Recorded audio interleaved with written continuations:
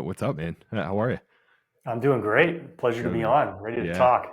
yeah. Courtesy of the of the Meat Mafia intro. So we were just saying, Brett and the Meat Mafia and Harry, great dudes, man. What they're doing is awesome. So yeah, Brett and I go back to school, and obviously you guys had the chance to connect, and our buddies down in Austin. So appreciate them making this intro here. Ready to dive in. Let's Let's rock. go. Let's go. So, all right, man. I want to. I'm just gonna throw this right at you here. So your Twitter bio. I use behavioral psychology, hedonistic maximalism, and a triple stigma IQ to help you perform at your peak. Yes. Can you just run with that and just You want to, okay, I can decode that very yeah, quickly. please, So, please.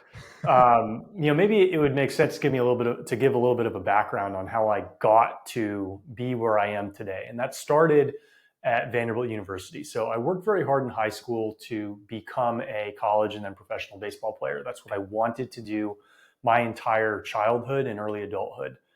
And I had a few offers to go to various schools, Stanford being my initial top choice.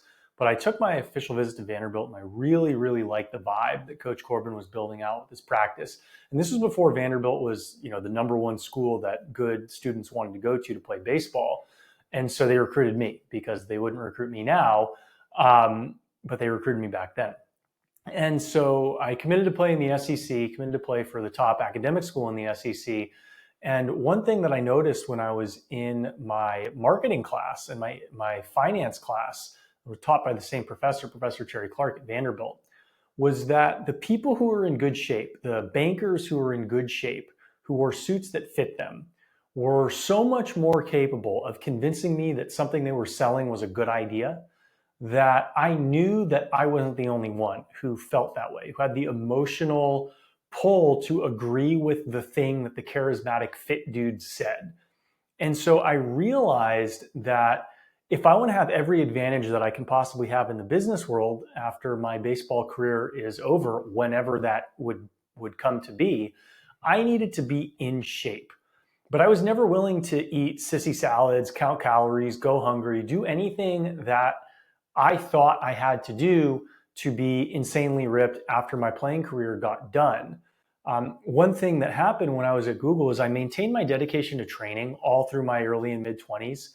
And I realized accidentally in the weight room where I started changing my programming, wanted to run faster miles, but fewer miles, that resulted in a metabolic change that had me burning fat in ways that I never could have possibly imagined. And rather than think, oh, that's kind of a fluke, it shouldn't have happened, I'll just go back to training and eating the way that I used to, I began a multi-year exploration to figure out how ripped can I be while following a couple basic guidelines. Number one, I was never willing to train harder than I would train if I wanted to be in the gym multiple times per week, meaning I couldn't train so hard that I dreaded coming back to the gym. Second guardrail, I was never willing to go hungry. Third guardrail, I was never willing to count calories. Fourth guardrail, I was never willing to sacrifice taste in food. So I love eating pizza, I love eating burgers, I love eating tacos, I love eating fried chicken. I was never going to give any of those foods up to hit any of my goals for being shredded. But what I was willing to do was rebalance the macronutrient profiles of the foods that I was eating or preparing for myself. And I was willing to change up the ingredients to shift away from processed ingredients or processed seed oils to more natural ingredients like an olive oil or an avocado oil. And it was a multi-year experiment to see what could I do if I was unwilling to abuse myself, punish myself, if I wanted to enjoy every meal of every day, what kind of shape could I get into? And I found out over doing this for multiple years, not only was it insanely fun, it was insanely addictive, which led to what my company is called now, because I teach people how they can get super fit without hating their lives, without hating their diets, actually looking forward to all the food that they eat, without dreading their workouts, actually looking forward to most of them. And so what I did was I actually used the fact that I was an economics major at Vanderbilt. I used my triple sigma IQ. I was actually tested as a 145 IQ when I was in high school because my parents were wondering why I had trouble reading, considering I was very good at math, but quasi illiterate in English. And so they took me to a learning psychologist who told me that my IQ is, ahead of 99.85% of the population. And so I have to think that, that might have played into some part in creating a fitness system that has allowed me to stay in phenomenal shape over the last 10 years of my life while I've been super busy as an entrepreneur, as an executive, but loving every meal of every day, loving my workouts, loving everything that I do, kind of breaking all the rules that people think they have to follow to be in great shape. So my bio is downstream from that. It's great. Yeah, I know we just kind of jumped right in there, but your path, you weren't really a highly touted recruit or anything like that. Well, I guess to a certain point you got to Vanderbilt, so you got some attention. But prior to that, there was a lot that you said, you weren't really the most talented growing up, but you had to outwork everybody. And it's almost Yeah, like you use these systems to get to every step that you've gotten. right. I hit one home run my entire high school career between travel ball and my regular season. I just had no power. I wasn't very big. I had good hand-eye coordination as a shortstop. And so I had some offers because I could play defense and I could hit for good contact. But I was never the kind of guy who was going to run, 6'6", 60 at a showcase. I was never the kind of guy who was going to hit, light tower power in batting practice. I was the kind of guy who was going to be consistent, who's going to work hard, and you were going to want me on your team because I was going to make everybody on that team better. But I was never a guy who pro scouts would look at and say, "Oh, we need to draft this guy at the head of the draft." It was more, we'll take this guy in our system, but he's not going to be a priority. That ultimately ended up being the case when I got drafted by the Rockies. It was, they took me in the 43rd round, which no longer exists today. I had started for 4 years at Vanderbilt because despite Coach Corbin's best efforts in trying to find a more talented person to put on the field ahead of me, he couldn't do it.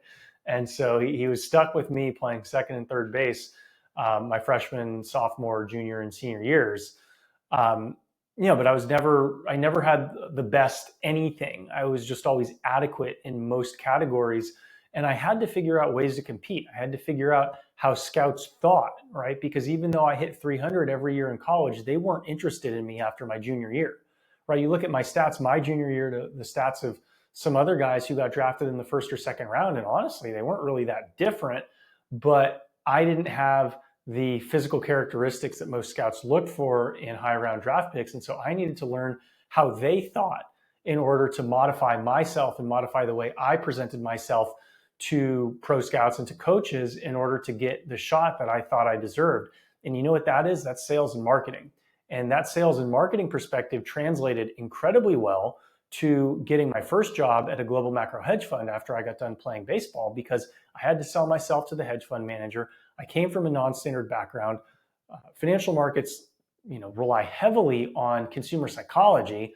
And so the fact that I could articulate irrational psychology that I was having, but irrational psychology that those around me were displaying, made me seem like an enticing hire for the hedge fund manager who I came to work for.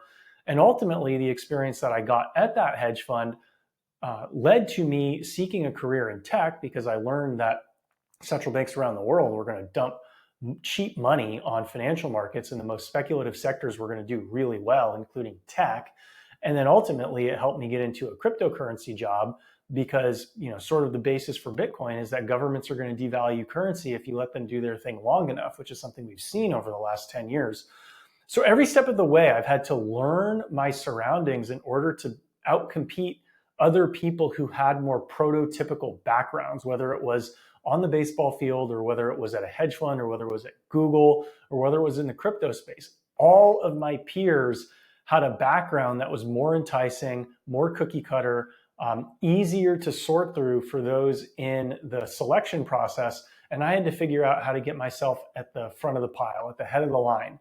And the same skills that got me drafted were skills that got me job offers. And the same skills that got me job offers were skills that ultimately allowed me to navigate the corporate world in ways that a lot of successful athletes, unfortunately, haven't really been able to, because they're not, in my view, willing to recognize that you're still playing a game when you get into a corporate environment, but the rules of the game have changed. And if you try to play your second game by the same rules of the first game that you were good at, you are going to be very frustrated when you see yourself losing to people who you think you should be able to outcompete and who you could have outcompeted in your first game day after day after day. So has that mindset that you just explained, do you see guys that you play with at Vanderbilt, have any of them adopted that, or are they like, what are they doing with their careers? Like, do you stay in touch with any of those guys, and do you see that and are like, why is this guy doing that? He has so much talent, you know? Yeah, I'm in touch with a lot of the Vanderbilt guys, and actually the Vanderbilt guys are quite successful. So, Okay. I didn't realize this at the time when I was committing to Vanderbilt, but Vanderbilt ended up becoming the prominent college baseball school to create a pipeline to major league front offices. And so a lot of the guys that I played with at Vanderbilt ended up becoming major league scouts, major league pitching coaches, major league first base coaches, major league bench coaches, major league general managers. And so a lot of the guys who were my teammates 15 years ago are actually making very good livings as members of the coaching staff or members of the front office for Major League Baseball teams. Now, obviously, most of the people who I played with are not involved in baseball at this point anymore, but a lot of them are successful as private wealth managers, construction entrepreneurs, small business entrepreneurs, taking on family businesses or building their own. And so there aren't too many people who I've looked at from Vanderbilt who I thought, wow, this guy should be a lot more successful than he has been. There are a lot of other people who I've played with in the Rockies organization or in high school who've hit those challenges, right? Because I do think that there's a minimal IQ requirement that athletes need to have in order to properly transition from one environment to the next. And I think that for athletes who just aren't that smart, it's really, really hard for them to make that transition in life because they aren't capable of learning the rules of the new game that they're playing. And there's probably a little bit of stubbornness or hesitancy to accept that they're playing a new game, but that applies to everybody, no matter what your IQ is.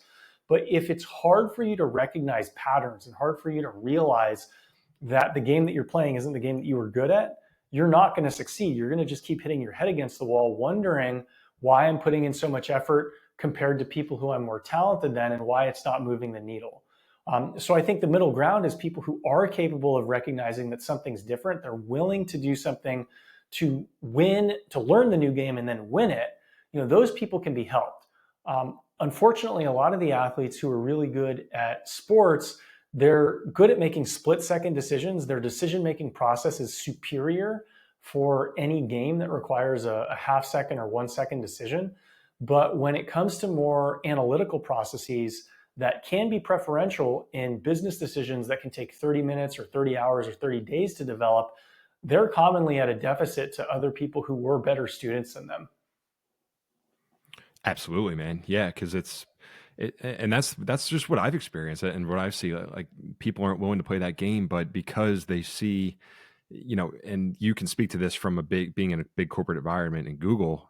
Sometimes you can get like dejected, or you can just be like, dude, why am I even playing this game? I should be doing something else. So can you just maybe share when you got to Google and then playing that game and then saying, hey, this isn't what I want to be doing. I need to shift to something else. Yeah, it was a multi-year process, and it is very. very I think you said it was demoralizing. like 10. Yeah. Sorry to cut you off, but you were like, this was 10 years that I went through this. Yeah. Yeah, it was very demoralizing for me to, number one, try to get into Google because I had this macroeconomic idea that the tech sector was going to do really well. And I was an ex-professional athlete who graduated with honors from a top 20 university. And so I thought, okay, well, I have this. I know some people who work at Google. I should be able to get an interview and talk my way into a job. Well, that worked in theory, but in practice, when I would submit my applications for these jobs online, nobody would call me back. I would get rejected time and time again. And, I was working with a headhunter at the time who was setting me up with other potential job offers. And this was back in 2011. Economy was not doing great. And I remember I got a job offer that at the time would have paid a $60,000 base and maybe a $30,000 expected bonus. And it was from a company who this recruiter said was very selective. The recruiter said I was, one of 50 candidates that they sent there who the company actually wanted to extend an offer to. And I remember thinking, yeah, that's great that this company is interested in me, but I want to work for Google. Because Google's going to open more doors if I want to go to business school, if I want to start my own business and meet quality engineers. Google is the starting ground for me.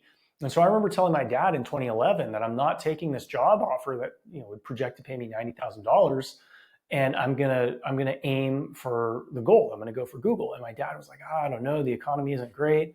You might want to just take that job. And stubbornly, I persisted. And I figured out that if I could get myself invited on campus, I could basically elevator pitch my way to Google. And so that's what I did. I convinced a Vanderbilt alumnus to invite me on campus for breakfast. I wore a custom tailored suit that I got made in Hong Kong.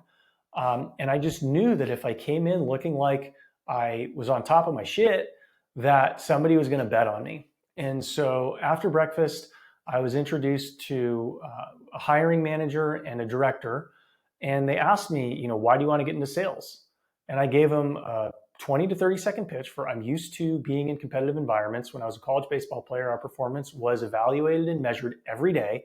Every day we would come to the field and look at the stats to see how we did relative to our competition the day before. And I thrive in competitive environments like that. Well, guess what? I told them that in 15 seconds. And in those 15 seconds, I made more progress getting a job at Google than I made the 6 weeks prior trying to Hail Mary my resume into an online black hole, hoping somebody would look at it. Because one thing that you don't realize as a job applicant is the recruiters just follow the instructions that they're given. And no recruiter is given instructions, hey, give minor league baseball players a chance. Because what's the chances you have a minor league baseball player or an Olympic athlete applying for your job? Recruiters might be told, hey, give somebody with military experience or a high-level sports background a little bit of a boost, but they're still going to end up looking for role-specific experience that there's a very good chance that you don't have. And so the only way that you're going to overcome the gap that you have in your resume relative to other candidates is if you're able to talk to a hiring manager in person and convince them that you have the intelligence and the drive to essentially make up the 1 to 2 year experience gap that you lack compared to the other candidates. Because ultimately, if you're smart, if you're good looking, if you're in shape, if you're articulate, if you're confident, somebody's going to bet on you, and you just need to be able to get in front of them and articulate your case. Well, guess what?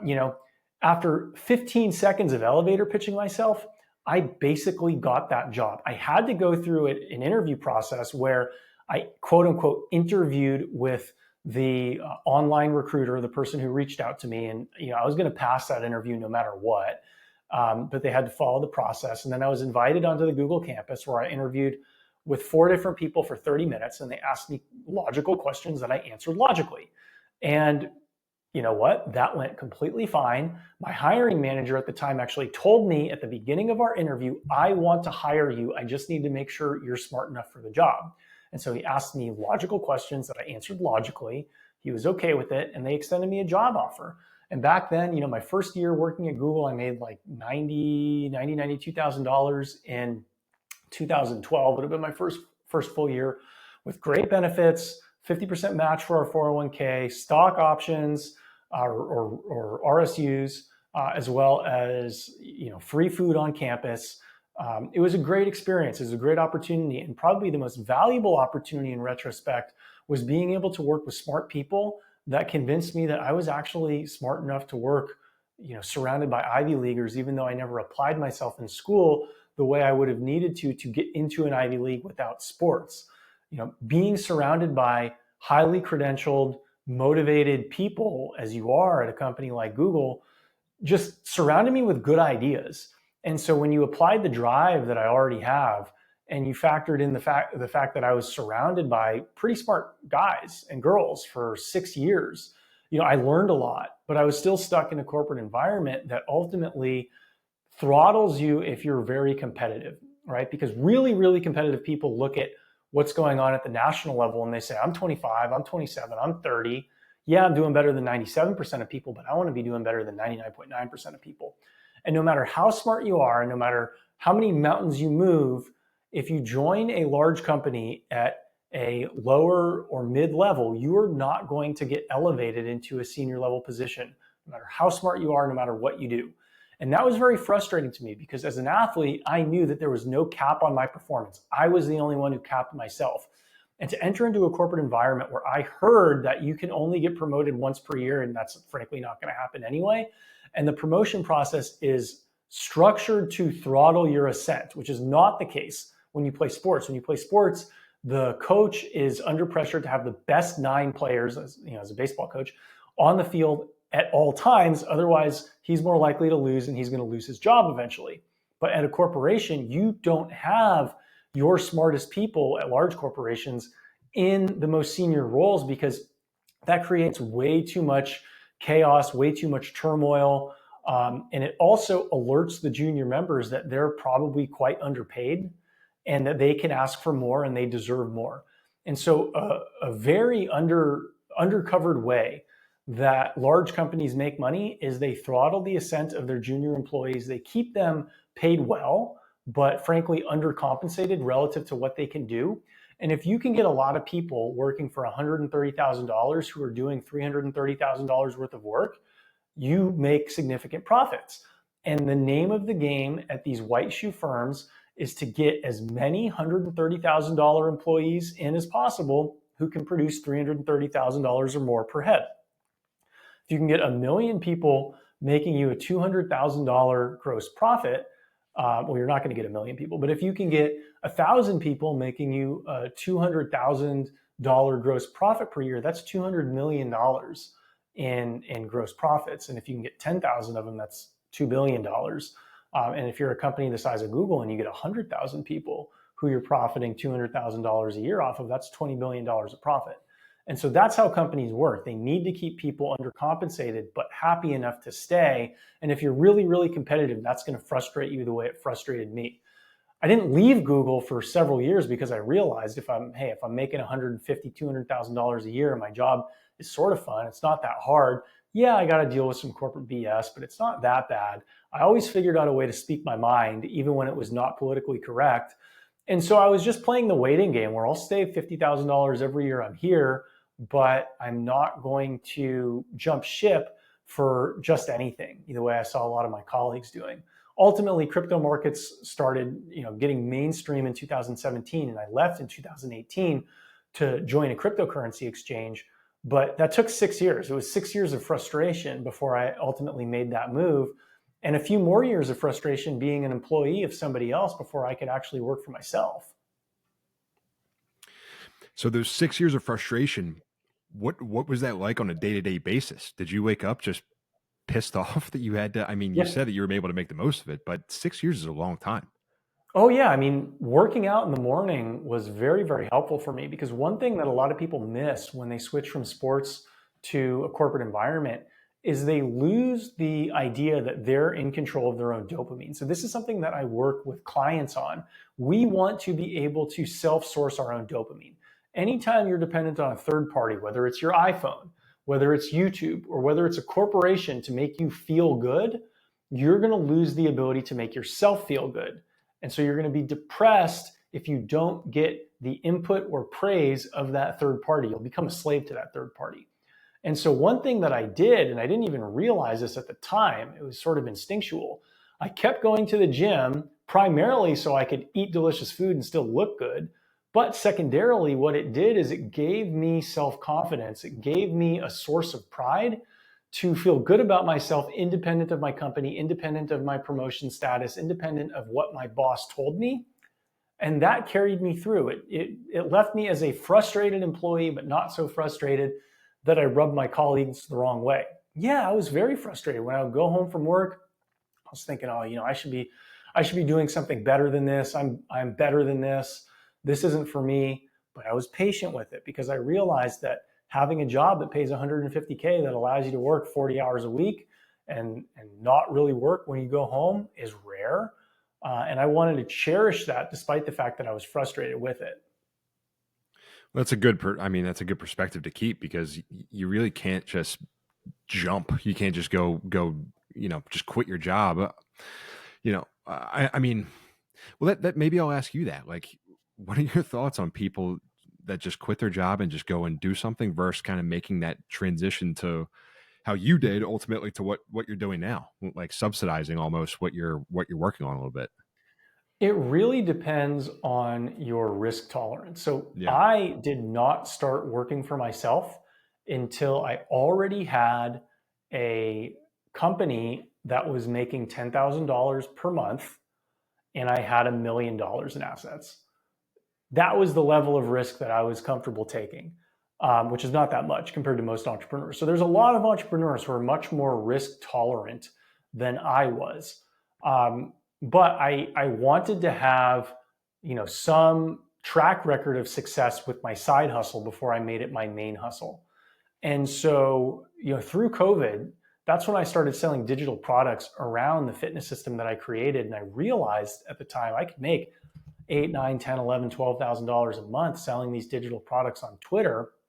And so when you combine that with some coaching offers that I started to launch in early 2021, I was making over $10,000 a month, barely over 10,000 a month, but over 10,000 a month. And going into 2021, I thought, well, that might not be enough to live the way that I want to live in California, but in Texas, that should be fine. And so I ended up moving to Austin, and discontinuing my work with the cryptocurrency exchange, going full time on the business that I'm working on now, which has become a combination of fitness and executive coaching. And then I had assets to fall back on if I needed to, but fortunately, I've been able to grow my business from 10,000 a month to where it has replaced the income that I was making at my previous jobs. And looking back, I can't say I'm unhappy for waiting as long as I did. Mm-hmm. I feel like the timing needed to be the way it was. Otherwise, I wasn't going to make the jump.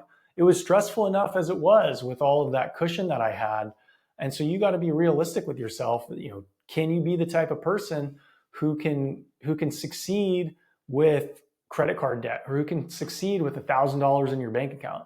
I don't know if I'm that kind of person. I've never tested it. Frankly, I don't want to test it. I know some people who have succeeded through conditions like that. I don't think that would get the most out of me. So I've avoided that, and thankfully haven't had to grapple with that circumstance thus far in my life. So it's really case specific, but I will say that there's a lot of people who think they can do it who can't do it.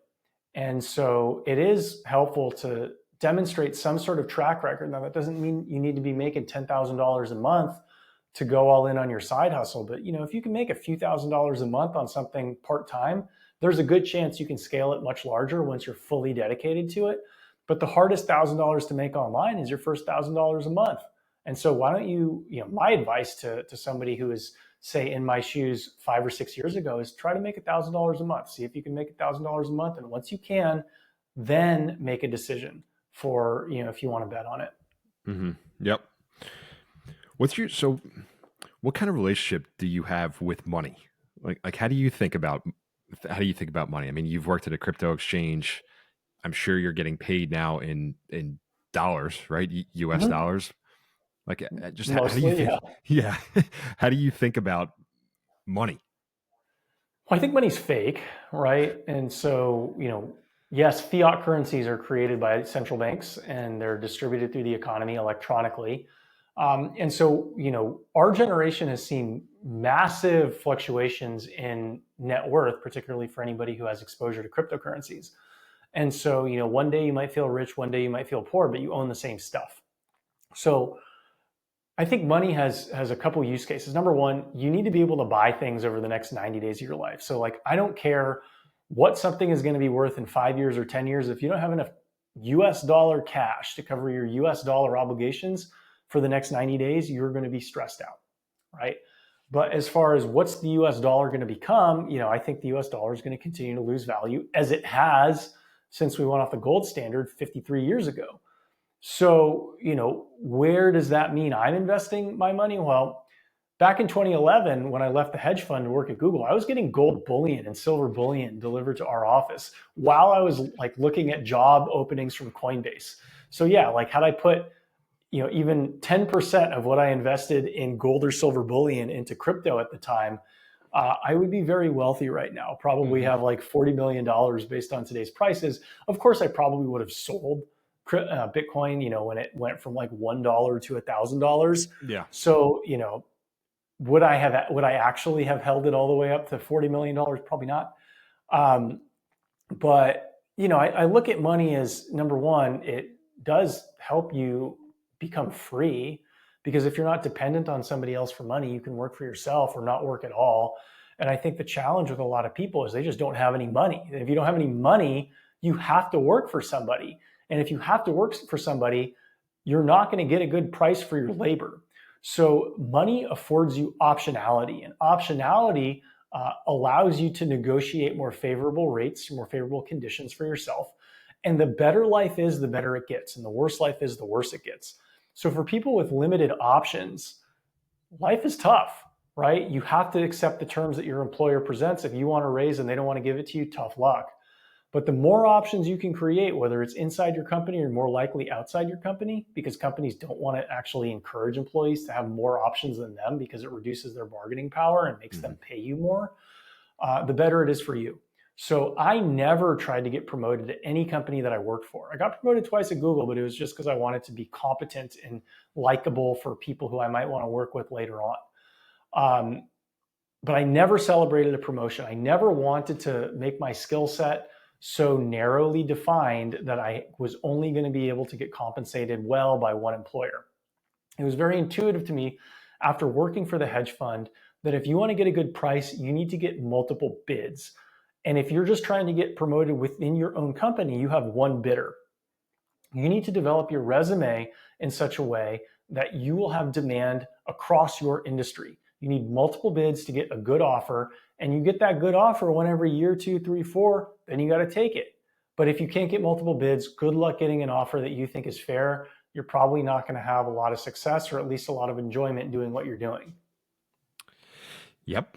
Yeah, man. It's right. That's what I think about. Just my relationship with money personally, because I work for a big corporation. Yeah, and I'm like, I mean, the fact that you're not celebrating the promotion, that's what you see. I mean, you see it on LinkedIn. You see everybody's like, congratulations, you promoted the manager, and that's great. I guess if that's what the route that you want to go, but ultimately, if you want to become free and do something on your own, that it's probably not a good spot to be in. So, um, what I wanted to ask you about, do you have a family? Yeah, I have a girlfriend, and she brought a 5-year-old with her in our relationship, and so Really? we began dating almost 3 years ago now. So her 5-year-old was almost three at the time. So she Hmm. was two, almost three. And so I've effectively been her dad for the last 2 years, Yeah. 2 years and some change. How did that change your perspective, if at all? Well, a lot, because I have multiple people that I need to be concerned about now rather than just worrying about myself. It's a lot easier to become an entrepreneur when you're worried about yourself. Some people say, well, no, if I have a family, that gives me motivation. I've never struggled with motivation issues. And so for me, it was important for me in my career to become financially stable before, trying to build and grow a family. And people will debate that. I'm quite old for not having biological kids of my own. I'm 38 and a half, Mhm. right? And so it's probably time for me to start having some biological kids of my own. But I'm more risk averse than a lot of people. And I always felt like I would be taken advantage of in an environment where I was dependent on other people for money. And so, I think over the last several years, I've been lucky, fortunate, perhaps astute enough to be in a position where that doesn't seem so risky anymore. But I think as we get older, no matter how much money you have, you need younger people to love you and eventually take care of you. And so if you don't do that, that used to be the original retirement plan. Nobody had 401ks, very few people owned stocks, but they invested in their children, and their children ultimately took care of them when they were older. Mhm. And so that's becoming more apparent to me as I become a little bit older, start getting more gray hair, and start realizing that I'm mortal. Is I need to build a family for when I become 50, 60, 70 years old. It's funny that you say you're risk averse because if somebody's just looking at you from the outside, they'd be like, all right, this guy's probably super risky. I mean, he's invested in cryptocurrency. He's got his online business and everything like that. It's I don't know. Well, it's just funny that you think. I mean, to you, you're risk averse, and I feel the same way about myself. Like I need to have. So here, actually, I'll tell you my quick story. Like I worked at a big insurance company, Mm-hmm. and then I did that for a couple years, and then COVID hit, and then I actually went to work for this company called Alto IRA, which was like cryptocurrency and IRA, everything like that, Mm-hmm. and everybody around me was like, dude, what are you doing? Like, why would you have a good job and all this stuff? And I kind of took into consideration a lot of what people were saying. And I stayed for about 10 months because it was just there was a lot of unknown. You know what I mean? There was a lot of Yeah. unknown. And I was like, and I ended up going back to the company. So Mm. I'm like very calculated with some of these risks that I take. And I think that I'm risk averse, but now I jump back to what I was doing before a little bit, but I still have this kind of itch. I don't know if it's entrepreneurial or whatever it is. I'm recording a podcast, so I don't know. I don't really have a question around that, but that was just kind of my journey. Like now I'm back, but I still have this kind of itch to do something on my own. You know? Yeah. Well, it takes multiple years for a contrarian idea to play out. Mm-hmm.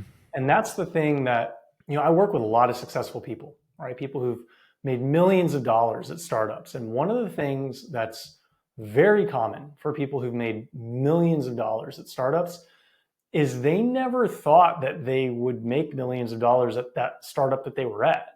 It was a very questionable use of their time at the time. It just so happened 3 years later, things went in a good direction and they ultimately got paid out in their options. And so I almost think that as humans, we lack the foresight to realize how good things could be or even how bad things could be. When I think about the best things that have happened to me this year and the worst things that have happened to me this year, both far exceed what I expected could have happened at the beginning of the year. Right? We got in a car accident. I took our 5-year-old to a father-daughter dance in early March. We got rear-ended while we were at a red light. There's nothing we could have done about that. Car was going 50 miles an hour, just didn't see us because he was looking at the screen on his dashboard. So just bam, hit us, right? And so, I've had to do, more chiropractic work and some stem cell work just to get my back in the position that it was before that accident. And that was not on my radar. I mean, I'm very cognizant that car accidents can happen, but I just wasn't expecting that to happen, right? And so that was way worse than anything I could have possibly imagined happening.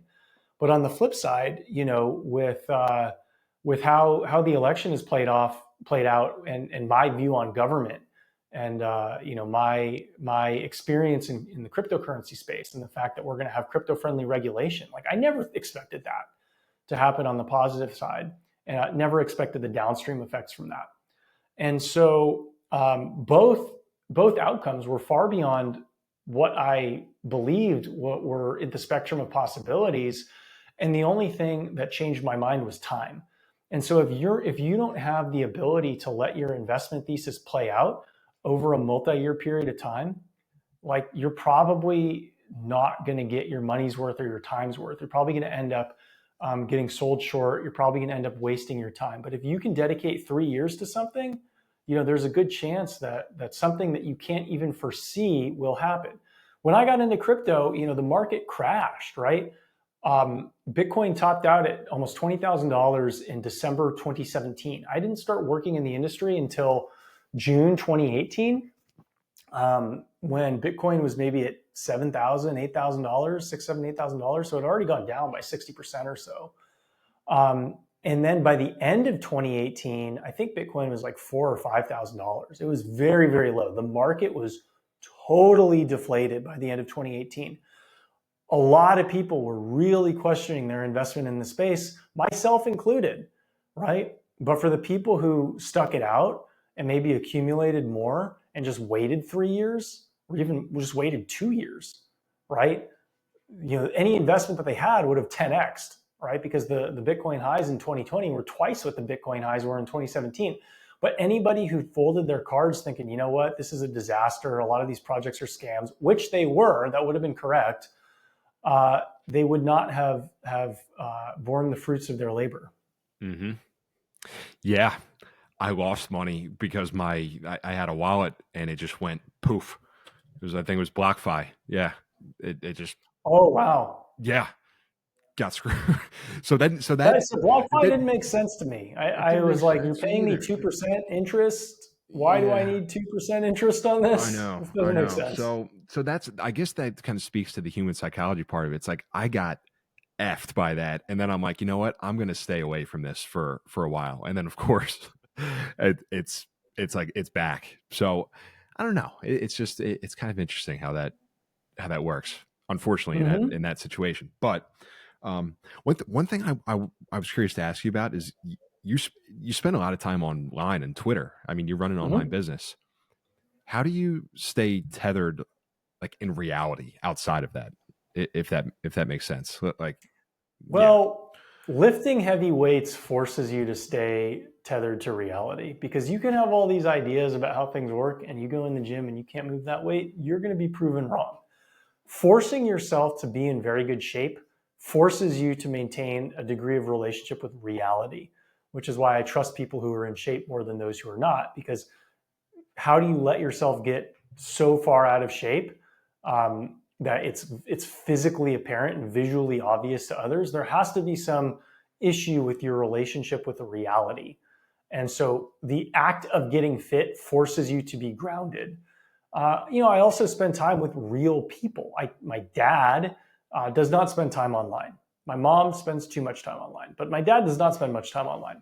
Hmm. And so I interact with him. I interact with other guys at the gym. Um, and so a lot of the people who I do interact with are not terminally online the way that I am. Um, could I be doing better? Well, a lot of my social circles also baseball. These baseball guys aren't spending all their time on Twitter. And so I think from working in a lot of industries, I have connections in a lot of different industries, and I try to stay in touch with as many people as I can. And so hopefully that grounds me enough, as much as I need to be grounded. Hmm. Well, you're running an online business, yeah, and that's it's not negative or positive. I think I spend a lot of time online. I'm not making any money online, so it's like you're literally that's your business. But um, hey, so I and we'll wrap this up in a few minutes. I'm just appreciative of your time here, Alex. But Yeah.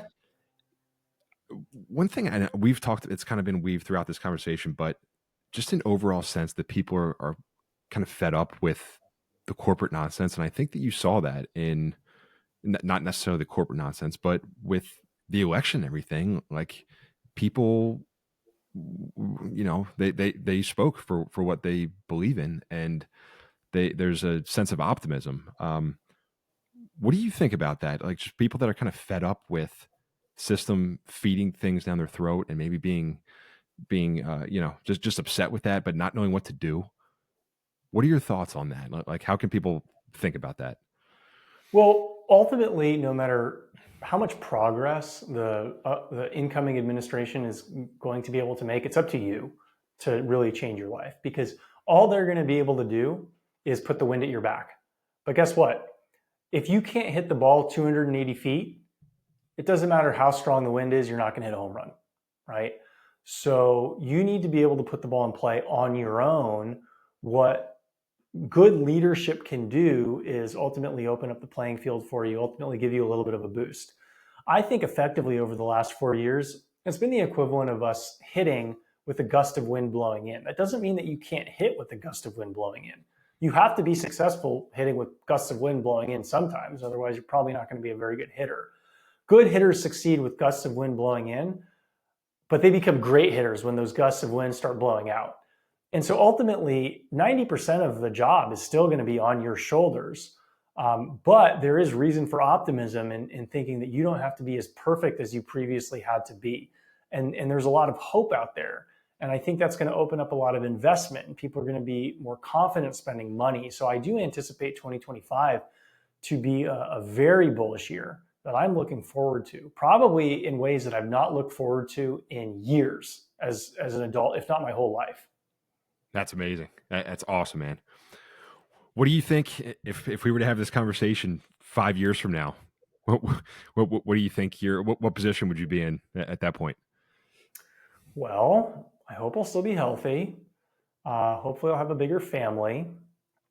And I do think that my wealth is going to grow quite a bit. Hmm.